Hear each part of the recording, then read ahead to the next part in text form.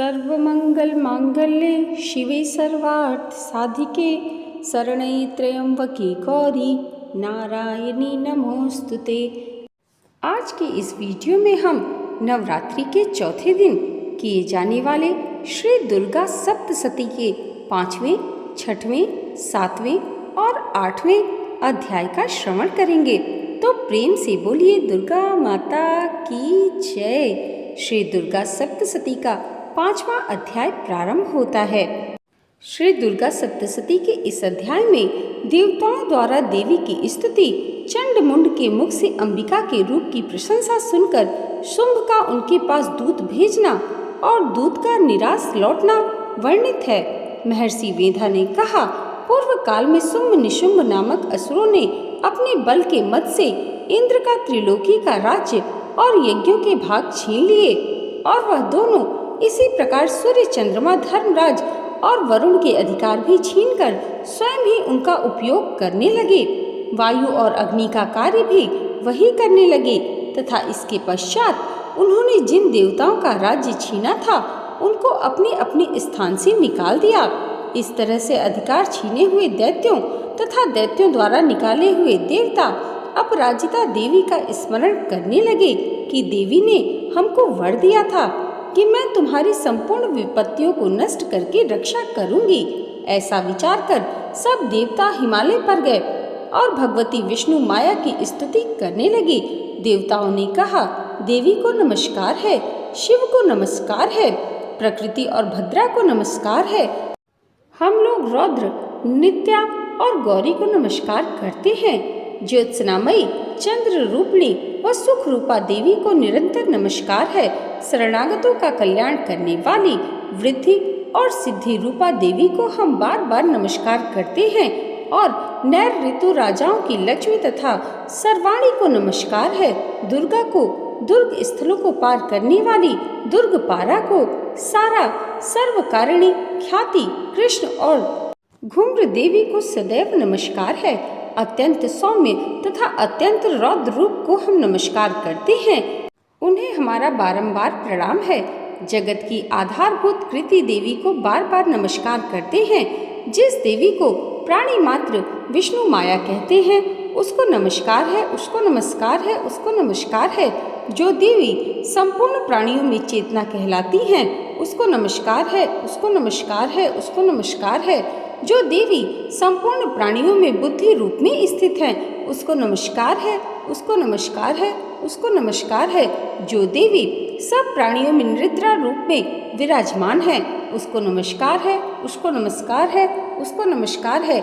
जो देवी संपूर्ण प्राणियों में क्षुधा रूप से विराजमान है उसको नमस्कार है, उसको नमस्कार है, उसको नमस्कार है। जो देवी संपूर्ण प्राणियों में छाया रूप से स्थित है उसको नमस्कार है, उसको नमस्कार है, उसको नमस्कार है। जो देवी सब प्राणियों में शक्ति रूप से स्थित है उसको नमस्कार है, उसको नमस्कार है, उसको नमस्कार है। जो देवी संपूर्ण प्राणियों में तृष्णा रूप में स्थित है उसको नमस्कार है, उसको नमस्कार है, उसको नमस्कार है। जो देवी सब प्राणियों में शांति रूप से स्थित है उसको नमस्कार है, उसको नमस्कार है, उसको नमस्कार है। जो देवी सब प्राणियों में जाति रूप से स्थित हैं उसको नमस्कार है, उसको नमस्कार है। जो देवी सब प्राणियों में लज्जा रूप से स्थित है उसको नमस्कार है, उसको नमस्कार है, उसको नमस्कार है। जो देवी संपूर्ण प्राणियों में श्रद्धा रूप से स्थित हैं उसको नमस्कार है, उसको नमस्कार है। जो देवी संपूर्ण प्राणियों में कांति रूप से स्थित है उसको नमस्कार है, उसको नमस्कार है। जो देवी सब प्राणियों में लक्ष्मी रूप से स्थित हैं उसको नमस्कार है, उसको नमस्कार है। जो देवी संपूर्ण प्राणियों में वृत्ति रूप में स्थित हैं उसको नमस्कार है, उसको नमस्कार है। जो देवी सब प्राणियों में स्मृति रूप से विराजमान है उसको नमस्कार है, उसको नमस्कार है, उसको नमस्कार है। जो देवी सब प्राणियों में दया रूप में स्थित हैं उसको नमस्कार है, उसको नमस्कार है। जो देवी सब प्राणियों में तुष्टि रूप से स्थित हैं, उसको नमस्कार है, उसको नमस्कार है, उसको नमस्कार है। जो देवी संपूर्ण प्राणियों में मातृ रूप में स्थित हैं, उसको नमस्कार है, उसको नमस्कार है, उसको नमस्कार है।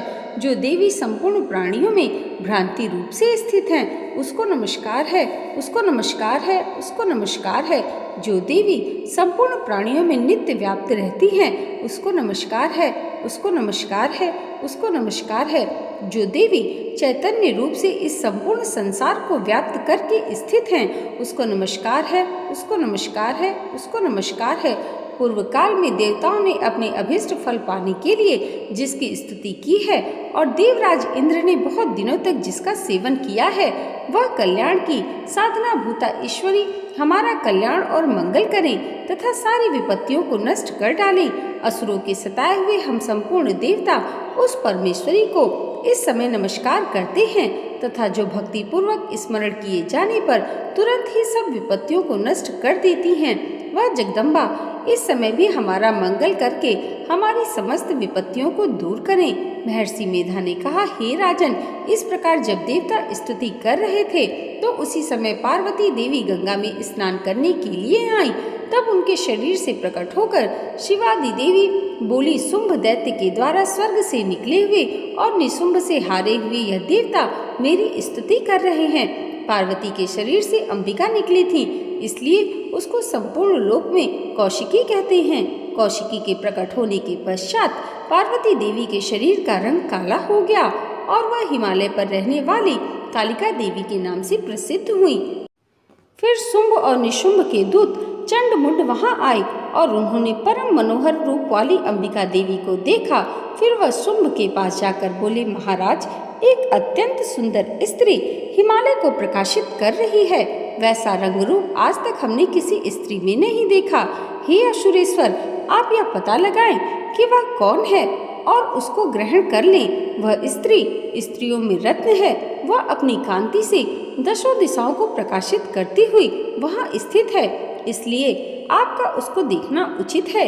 हे प्रभु, तीनों लोकों के हाथी, घोड़े और मणि इत्यादि जितने रत्न हैं, वह सब इस समय आपके घर में शोभायमान है। हाथियों में रत्न रूप ऐरावत हाथी और उच्चैश्रवा नामक घोड़ा जो आप इंद्र से ले आए हैं, हंसों द्वारा जुता हुआ विमान जो कि ब्रह्मा जी के पास था, अब भी आपके पास है। और यह महापद्म नामक खजाना आपने कुबेर से छीना है।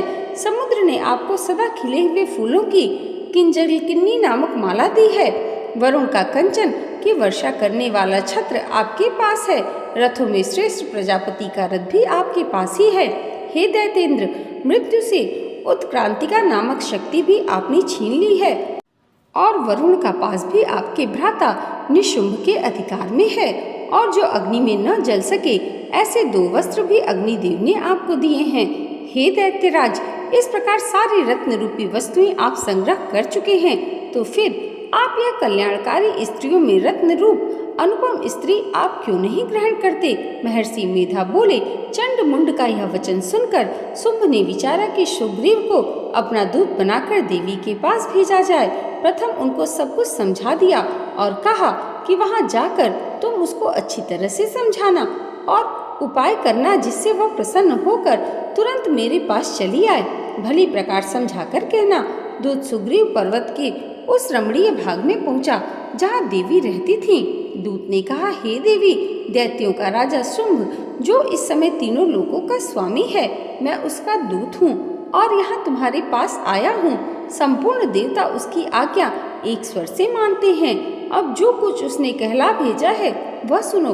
उसने कहा है, इस समय संपूर्ण त्रिलोकी मेरे वश में है और संपूर्ण यज्ञों के भाग को पृथक पृथक मैं ही लेता हूँ और तीनों लोकों में जितने श्रेष्ठ रत्न हैं वह सब मेरे पास हैं।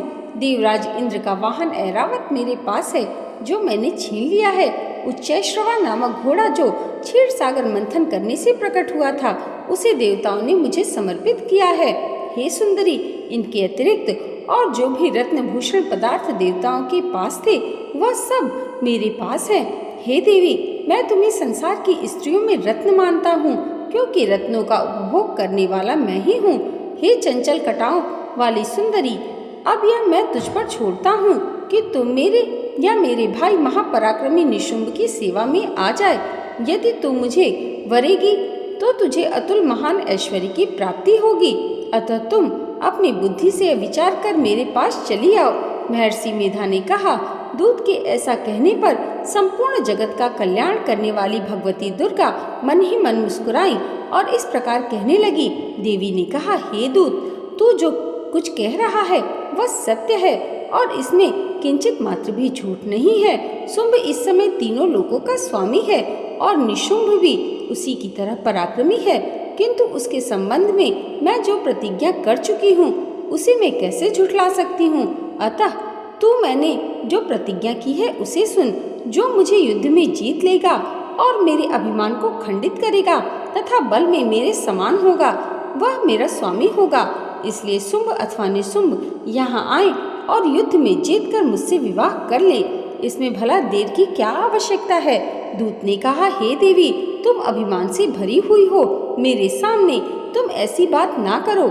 इस त्रिलोकी में मुझे जो कुछ भी दिखाई नहीं देता जो कि शुंभ और निशुंभ के सामने ठहर सके। हे देवी, जब अन्य देवताओं में से कोई शुंभ व निशुंभ के समान युद्ध में ठहर नहीं सकता तो तुम जैसी स्त्री उनके सामने रणभूमि में कैसे ठहर सकोगी। जिन शुंभ आदि असुरों के सामने इंद्र आदि देवता नहीं ठहर सके तो फिर तुम अकेली स्त्री उनके सामने कैसे ठहर सकोगी। अतः तुम मेरा कहना मानकर उनके पास चली जाओ, नहीं तो जब वह तुम्हें केश पकड़कर घसीटते हुए ले जाएंगे तो तुम्हारा गौरव नष्ट हो जाएगा। इसलिए मेरी बात मान लो। देवी ने कहा, जो कुछ तुमने कहा है ठीक है। शुंभ और निशुंभ बड़े बलवान हैं, लेकिन मैं क्या कर सकती हूँ, क्योंकि मैं बिना विचारे प्रतिज्ञा कर चुकी हूँ। इसलिए तुम जाओ और मैंने जो कुछ भी कहा है वह सब आदर पूर्वक असुरेंद्र से कह दो। इसके पश्चात जो वह उचित समझे करें। यहाँ पर श्री दुर्गा सप्तशती पाठ का 5वां अध्याय समाप्त होता है।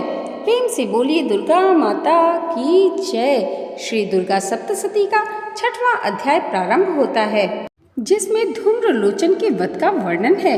महर्षि मेधा ने कहा, देवी की बात सुनकर दूत क्रोध से भरा हुआ वहां से असुरेंद्र के पास पहुंचा और सारा वृत्तांत उसे कह सुनाया। दूत की बात सुन असुरेंद्र के क्रोध का पारावार न रहा और उसने अपने सेनापति धूम्रलोचन से कहा, धूम्रलोचन, तुम अपनी सेना सहित शीघ्र वहां जाओ और उस दुष्टा के केसों को पकड़कर उसे घसीटते हुए यहाँ ले आओ। यदि उसकी रक्षा के लिए कोई दूसरा खड़ा हो, चाहे वह देवता, यक्ष अथवा गंधर्व ही क्यों न हो, उसको तुम अवश्य मार डालना। महर्षि मेधा ने कहा। शुंभ के इस प्रकार आज्ञा देने पर धूम्रलोचन 60,000 राक्षसों की सेना को साथ लेकर वहां पहुंचा और देवी को देखकर ललकार कर कहने लगा, अरे तू अभी शुंभ और निशुंभ के पास चल। यदि तू प्रसन्नता पूर्वक मेरे साथ न चलेगी तो मैं तेरे केशों को पकड़कर घसीटता हुआ तुझे ले चलूंगा। देवी बोली, असुरेंद्र का भेजा हुआ तेरे जैसा बलवान यदि बलपूर्वक मुझे ले जाएगा तो ऐसी दशा में मैं तुम्हारा कर ही क्या सकती हूँ। महर्षि मेधा ने कहा। ऐसा कहने पर धूम्रलोचन उसकी ओर लपका, किंतु देवी ने उसे अपनी हुंकार से ही भस्म कर डाला। यह देखकर असुर सेना क्रुद्ध होकर देवी की ओर बढ़ी, परंतु अंबिका ने उन पर तीखे बाणों, शक्तियों तथा फरसों की वर्षा आरंभ कर दी। इतने में देवी का वाहन भी अपनी ग्रीवा के बालों को झटकारता हुआ और बड़ा भारी शब्द करता हुआ असुर सेना में कूद पड़ा। उसने कई असुर अपने पंजों से, कई अपने जबड़ों से और कई को धरती पर पटक कर अपनी दाढ़ों से घायल करके मार डाला। उसने कई असुरों के अपने नख से पेट फाड़ डाले और कई असुरों का तो केवल थप्पड़ मारकर सिर धड़ से अलग कर दिया। कई असुरों की भुजाएं और सिर तोड़ डाले और गर्दन के बालों को हिलाते हुए उसने कई असुरों को पकड़कर उनके पेट फाड़कर उनका रक्त पी डाला। इस प्रकार देवी के उस महाबलवान सिंह ने क्षण भर में असुर सेना को समाप्त कर दिया। शुंभ ने जब यह सुना कि देवी ने धूम्रलोचन असुर को मार डाला है और उसके सिंह ने सारी सेना का संहार कर डाला है, तब उसको बड़ा क्रोध आया। उसके मारे क्रोध के होठ फड़फड़ाने लगे और उसने चंड तथा मुंड नामक महाअसुरों को आज्ञा दी, हे चंड, हे मुंड, तुम अपने साथ एक बड़ी सेना लेकर वहां जाओ और उस देवी के बाल पकड़कर उसे बांधकर तुरंत यहाँ ले आओ। यदि उसको यहाँ लाने में किसी प्रकार का संदेह हो तो अपनी सेना सहित उससे लड़ते हुए उसको मार डालो, और जब वह दुष्टा और उसका सिंह दोनों मारे जाएं, तब भी उसको बांधकर यहाँ ले आना। यहाँ पर श्री दुर्गा सप्तशती का 6वां अध्याय समाप्त हुआ। प्रेम से बोलिए दुर्गा माता की जय। श्री दुर्गा सप्तशती का 7वां अध्याय प्रारंभ होता है, जिसमें चंड और मुंड के वध का वर्णन है। महर्षि मेधा ने कहा, दैत्य राज्य की आज्ञा पाकर चंड और मुंड चतुरंगिनी सेना को लेकर हथियार उठाते हुए देवी से लड़ने के लिए चल दिए। हिमालय पर्वत पर पहुंचकर उन्होंने मुस्कुराती हुई देवी जी को सिंह पर बैठी हुई देखा।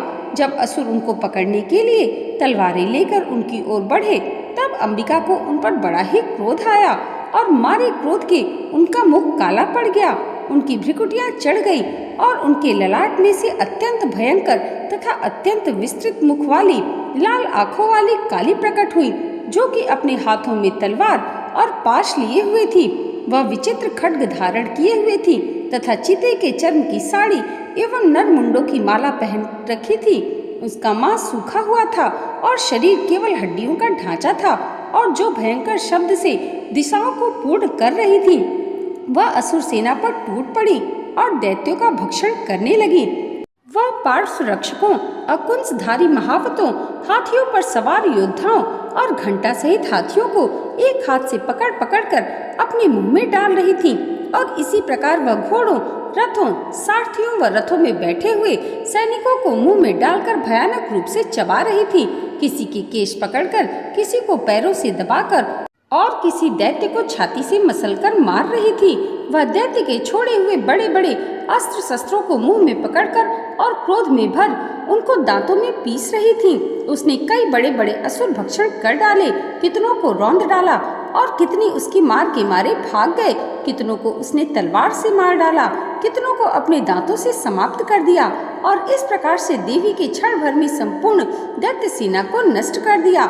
यह देख महापराक्रमी चंड काली देवी की और लपका और मुंड ने भी देवी पर अपनी भयानक बाणों की वर्षा आरंभ कर दी और अपने हजारों चक्र उस पर छोड़े। उस समय वह चमकते हुए बाण व चक्र देवी के मुख में प्रविष्ट हुए। इस प्रकार दिख रहे थे जैसे मानो बहुत से सूर्य मेघों की घटा में प्रविष्ट हो रहे हों।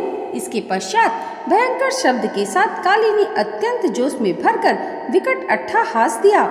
उसका भयंकर मुख देखा नहीं जाता था। उसके मुख से श्वेत दांतों की पक्ति चमक रही थी। फिर उसने तलवार हाथ में लेकर शब्द कहकर चंड के ऊपर आक्रमण किया और उसके केश पकड़कर उसका सिर काटकर अलग कर दिया। चंड को मरा हुआ देखकर मुंड देवी की ओर लपका, परंतु देवी ने क्रोध में भरे हुए उसे भी अपनी तलवार से यमलोक पहुंचा दिया। चंड और मुंड को मरा हुआ देखकर उसकी बाकी बची हुई सेना वहां से भाग गई। इसके पश्चात काली चंड और मुंड के कटे हुए सिरों को लेकर चंडिका के पास गई और प्रचंड अट्टहास के साथ कहने लगी, हे देवी, चंड और मुंड दो महादैत्यों को मारकर तुम्हें भेंट कर दिया है।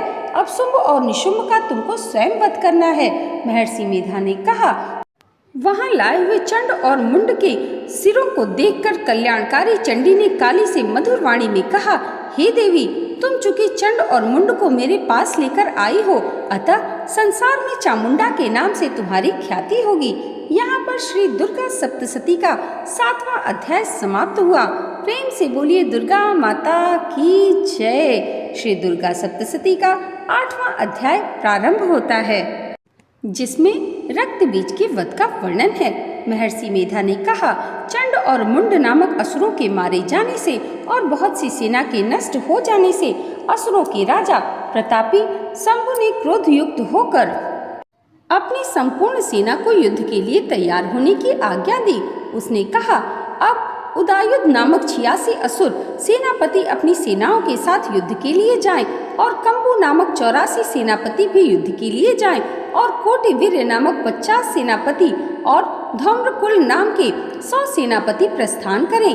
कालक, दौहिड़, मौर्य और कालकेय यह दैत्य भी मेरी आज्ञा से सचकर युद्ध के लिए कूच करें। भयानक शासन करने वाला असुरों का स्वामी शुंभ इस प्रकार आज्ञा देकर बहुत बड़ी सेना के साथ युद्ध के लिए चला। उसकी सेना को अपनी ओर आता देख चंडिका ने अपनी धनुष की टंकोर से पृथ्वी और आकाश के बीच का भाग गुंजा दिया। हे राजन, इसके पश्चात देवी के सिंह ने दहाड़ना आरंभ कर दिया और अंबिका के घंटे के शब्दों ने उस ध्वनि को और भी बढ़ा दिया। धनुष की टंकार, शेर की दहाड़ और घंटे के शब्द से पृथ्वी और आकाश के बीच का भाग गूंज उठा और उसके साथ ही देवी ने अपने मुख को और भी भयानक बना दिया। ऐसे भयंकर शब्द को सुनकर राक्षसी सेना ने देवी तथा सिंह को चारों ओर से घेर लिया। हे राजन, उस समय दैत्यों के नाश के लिए और देवताओं के हित के लिए ब्रह्मा, शिव, कार्तिकेय, विष्णु तथा इंद्र आदि देवों की शक्तियां, जो अत्यंत पराक्रम और बल से संपन्न थी, उनके शरीर से निकलकर उसी रूप में चंडिका देवी के पास गईं। जिस देवता का जैसा रूप था, जैसे आभूषण थे और जैसा वाहन था, वैसा ही रूप, आभूषण और वाहन लेकर उन देवताओं की शक्तियां दैत्यों से युद्ध करने के लिए आई। हंस युक्त विमान में बैठकर और रुद्राक्ष की माला तथा कमंडलू धारण करके ब्रह्मा जी की शक्ति आई। वृषभ पर सवार होकर, हाथ में त्रिशूल लेकर, महानाग का कंकड़ पहनकर और चंद्र रेखा से भूषित होकर भगवान शंकर की शक्ति माहेश्वरी आई और मोर पर आरूढ़ होकर हाथ में शक्ति लिए दैत्यों से युद्ध करने के लिए कार्तिकेय जी की शक्ति उन्हीं का रूप धारण करके आई। भगवान विष्णु की शक्ति गरुड़ पर सवार होकर शंख, चक्र, श्रांग, गदा, धनुष और खड्ग हाथ में लिए हुए आई। श्री हरि की शक्ति वाराही वाराह का शरीर धारण करके आई और नृसिंह के समान शरीर धारण करके उनकी शक्ति नारसिंह भी आई। उसकी गर्दन के झटकों से आकाश के तारे टूट पड़ते थे और इसी प्रकार देवराज इंद्र की शक्ति इंद्र भी ऐरावत के ऊपर सवार होकर आई। पश्चात इन देव शक्तियों से घिरे हुए भगवान शंकर ने चंडिका से कहा, मेरी प्रसन्नता के लिए तुम शीघ्र ही इन असुरों को मारो। इसके पश्चात देवी के शरीर में से अत्यंत उग्र रूप वाली और सैकड़ों गीदड़ियों के समान आवाज करने वाली चंडिका शक्ति प्रकट हुई। उस अपराजिता देवी ने धूमिल जटा वाले भगवान श्री शंकर जी से कहा, हे प्रभु, आप मेरी ओर से दूत बनकर शुंभ और निशुंभ के पास जाइए और उन अत्यंत गर्वीले दैत्यों से कहिए तथा उनके अतिरिक्त और जो भी दैत्य वहां युद्ध के लिए उपस्थित हों, उनसे भी कहिए, जो तुम्हें अपने जीवित रहने की इच्छा हो तो त्रिलोकी का राज्य इंद्र को दे दो। देवताओं को उनका यज्ञ भाग मिलना आरंभ हो जाए और तुम पाताल को लौट जाओ। किंतु यदि बल के गर्भ से तुम्हारी लड़ने की इच्छा है तो फिर आ जाओ, तुम्हारे मांस से मेरी योगिनियां तृप्त होंगी। क्योंकि उस देवी ने भगवान शंकर को दूत के कार्य में नियुक्त किया था, इसलिए वह संसार में शिव दूती के नाम से विख्यात हुई। भगवान शंकर से देवी का संदेश पाकर उन दैत्यों के क्रोध का कोई आर पार न रहा और वह जिस स्थान पर देवी विराजमान थी वहां पहुँचे और जाने के साथ ही उस पर बाणों और शक्तियों की वर्षा करने लगे। देवी ने उनके फेंके हुए बाणों, शक्तियों, त्रिशूल और फरसों को अपने बाणों से काट डाला और काली देवी उस देवी के साथ आगे खड़ी होकर शत्रुओं को त्रिशूल से विदीर्ण करने लगी और खड्वांग से कुचलने लगी। ब्राह्मणी जिस तरफ दौड़ती थी उसी तरफ अपने कमंडलों का जल छिड़ककर दैत्यों के वीर्य व बल को नष्ट कर देती थी और इस प्रकार माहेश्वरी त्रिशूल से, वैष्णवी चक्र से और अत्यंत कोप वाली कौमारी शक्ति द्वारा असुरों को मार रही थी और इंद्री के बाजू के प्रहार से सैकड़ों दैत्य रक्त की नदियां बहाते हुए पृथ्वी पर सो गए। वाराही ने कितने ही राक्षसों को अपनी थूथन द्वारा मृत्यु के घाट उतार दिया। दाढ़ों के अग्रभाग से कितने ही राक्षसों की छाती को चीर डाला और चक्र की चोट से कितनों को ही विदीर्ण करके धरती पर डाल दिया। बड़े बड़े राक्षसों को नारसिंही अपने नखों से विदीर्ण करके भक्षण कर रही थी और सिंहनाद से चारों दिशाओं को गुंजाती हुई रणभूमि में विचर रही थी। शिव दूती के प्रचंड अट्टहास से कितने ही दैत्य भयभीत होकर पृथ्वी पर गिर पड़े और उनके गिरते ही वह उनको भक्षण कर गई। इस तरह क्रोध में भरे हुए मातृगणों द्वारा नाना प्रकार के उपायों से बड़े बड़े असुरों को मरते हुए देखकर राक्षसी सेना भाग खड़ी हुई और उनको इस प्रकार भागता देखकर रक्त बीज नामक महापराक्रमी राक्षस क्रोध में भरकर युद्ध के लिए आगे बढ़ा। उसके शरीर से रक्त की बूंदें पृथ्वी पर जैसे ही गिरती थीं, तुरंत वैसे ही शरीर वाला तथा वैसा ही बलवान दैत्य पृथ्वी से उत्पन्न हो जाता था। रक्त बीज गदा हाथ में लेकर इंद्री के साथ युद्ध करने लगा। जब इंद्री शक्ति ने अपने वज्र से उसको मारा तो घायल होने के कारण उसके शरीर से बहुत सा रक्त बहने लगा और उसकी प्रत्येक बूंद से उसके समान ही बलवान तथा महापराक्रमी अनेकों दैत्य भयंकर रूप से प्रकट हो गए। वह सबके सब दैत्य बीज के समान ही बलवान तेज वाले थे। वह भी भयंकर अस्त्र शस्त्र लेकर देवियों के साथ लड़ने लगे। जब इंद्री के वज्र प्रहार से उसके मस्तक पर चोट लगी और रक्त बहने लगा तो उसमें से हजारों ही पुरुष उत्पन्न हो गए। वैष्णवी ने चक्र से और इंद्री ने गदा से रक्त बीज को चोट पहुंचाई और वैष्णवी के चक्र से घायल होने पर उसके शरीर से जो रक्त बहा उससे हजारों महाअसुर उत्पन्न हुए, जिनके द्वारा यह जगत व्याप्त हो गया। कौमारी ने शक्ति से, वराही ने खड्ग से और माहेश्वरी ने त्रिशूल से उसको घायल किया। इस प्रकार क्रोध में भरकर उस महादैत्य ने सब मातृशक्तियों पर पृथक पृथक गदा से प्रहार किया और माताओं ने शक्ति तथा शूल इत्यादि से उसको बार बार घायल किया। उससे सैकड़ों महादैत्य उत्पन्न हुए और इस प्रकार उस रक्त बीज के रुधिर से उत्पन्न हुए असुरों से संपूर्ण जगत व्याप्त हो गया, जिससे देवताओं को भय हुआ। देवताओं को भयभीत देखकर चंडिका ने काली से कहा, हे चामुंडे, अपने मुख को बड़ा करो और मेरे शस्त्र घात से उत्पन्न हुए रक्त बिंदुओं तथा रक्त बिंदुओं से उत्पन्न हुए महाअसुरों को तुम अपने इस मुख से भक्षण करती जाओ। इस प्रकार रक्त बिंदुओं से उत्पन्न हुए महादैत्यों को भक्षण करती हुई तुम रणभूमि में विचरो। इस प्रकार रक्त क्षीण होने से यह दैत्य नष्ट हो जाएगा। तुम्हारे भक्षण करने के कारण अन्य दैत्य नहीं होंगे। काली से इस प्रकार कहकर चंडिका देवी ने रक्त बीज पर अपने त्रिशूल से प्रहार किया और काली देवी ने अपने मुख में उसका रक्त ले लिया। तब उसने गदा से चंडिका पर प्रहार किया। प्रहार से चंडिका को तनिक भी कष्ट न हुआ, किंतु रक्त बीज के शरीर से बहुत सा रक्त बहने लगा। लेकिन उसके गिरने के साथ ही काली ने उसको अपने मुख में ले लिया। काली के मुख में उस रक्त से जो असुर उत्पन्न हुए उनको उसने भक्षण कर लिया और रक्त को पीती गई। तदंतर देवी ने रक्त बीज को, जिसका कि खून काली ने पिया था, चंडिका ने उस दैत्य को वज्र, बाण, खड्ग तथा रिष्ट इत्यादि से मार डाला। हे राजन, अनेक प्रकार के शस्त्रों से मारा हुआ और खून से वंचित वह महादैत्य रक्त बीज पृथ्वी पर गिर पड़ा। हे राजन, उसके गिरने से देवता अत्यंत प्रसन्न हुए और माताएं उन असुरों का रक्त पीने के पश्चात उद्यत होकर नृत्य करने लगी। यहाँ पर श्री दुर्गा सप्तशती का 8वां अध्याय समाप्त हुआ। प्रेम से बोलिए दुर्गा माता की जय। दोस्तों, आज की ये वीडियो अगर आपको अच्छी लगी हो तो कमेंट बॉक्स में जय माता दी जरूर लिखिएगा और इसे लाइक और हमारे चैनल पर पहली बार आए हैं तो सब्सक्राइब करना मत भूलिएगा। माता रानी की कृपा आप सबके जीवन पर सदैव ऐसे ही बनी रहे, इसी मंगल कामना के साथ मिलते हैं अगली वीडियो में श्री दुर्गा सप्तशती के अगले अध्याय के साथ। तब तक के लिए जय माता दी, जय श्री हरि।